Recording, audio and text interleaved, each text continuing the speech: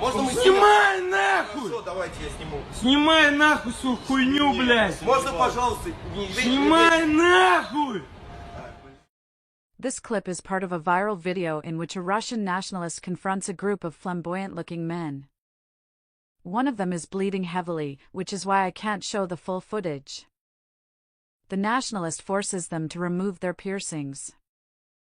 Thousands, sometimes even tens of thousands, of right-wingers, especially Slavs, are celebrating this.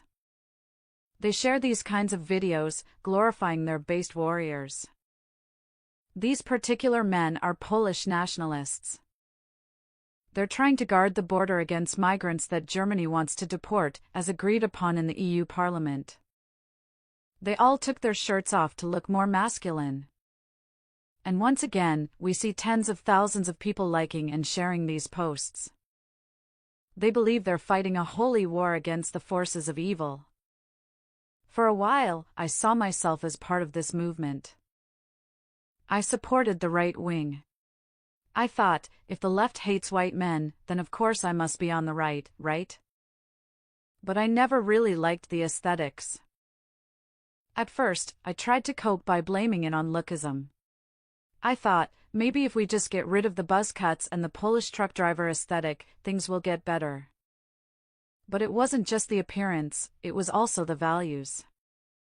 They claim to be Christian, but only for opportunistic reasons, to reallocate women. It was all just LARPing. A fake religiosity to justify reactionary gender roles. Even their so-called intellectuals, like Alexander Dugin, constantly talk about how everyone is equal and how Westerners only succeeded because of evil imperialism. He openly suggested that Russia should invade Germany and that German men should just hand over their country. He denied biology altogether, refusing to accept any genetic or evolutionary explanation for the success or failure of nations. I obviously didn't like any of that. But at the time, I just thought, the left is bad, so the right must be good. That was my logic. Then I discovered the German right. Their leader was a vegetarian, an art student, unmarried, didn't drink, and even launched anti-smoking campaigns. He had nothing in common with the Russian orcs now posing as conservatives.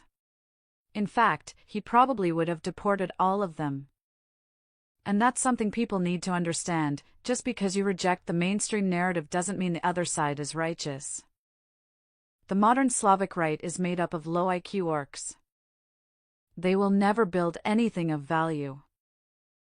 They're too stupid to create institutions, too incompetent to hold debates, and they're honestly the worst people you could imagine. When the alt-right emerged, there was a coordinated effort by Russia. They bought off influencers like Richard Spencer and Lauren Southern to groom young Western men into an ideology I call Third Worldism. Third Worldism is the belief that white men are cucked and that Slavic or Muslim men are superior because they control their women and dominate in MMA.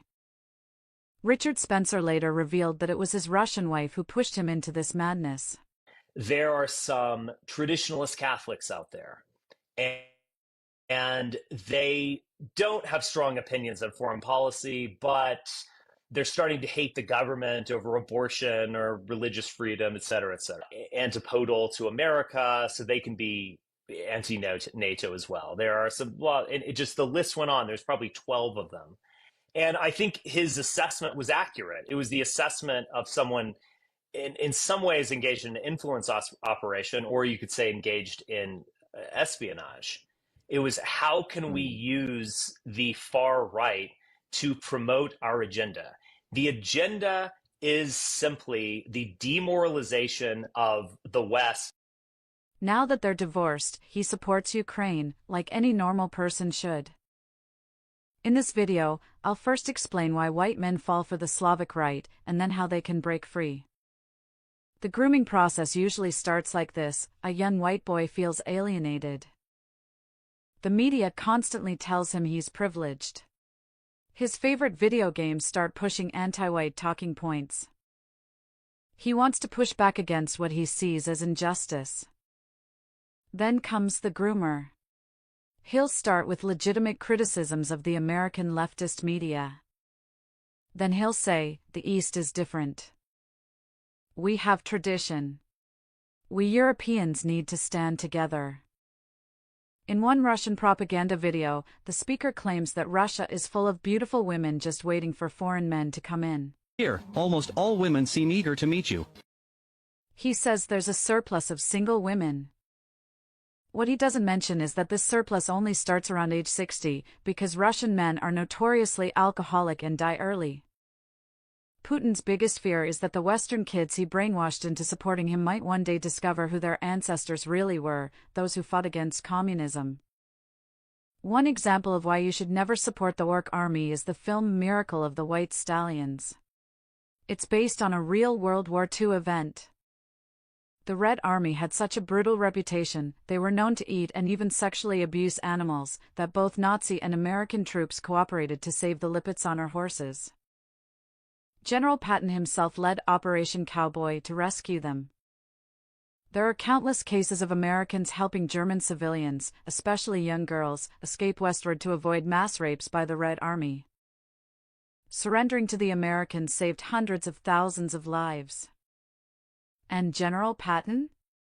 He never spoke ill of the Germans, even after all the bloodshed. And yet, talking about these facts is illegal in Russia, just like it's illegal to speak about genetic group differences or read the bell curve. So let me say this clearly.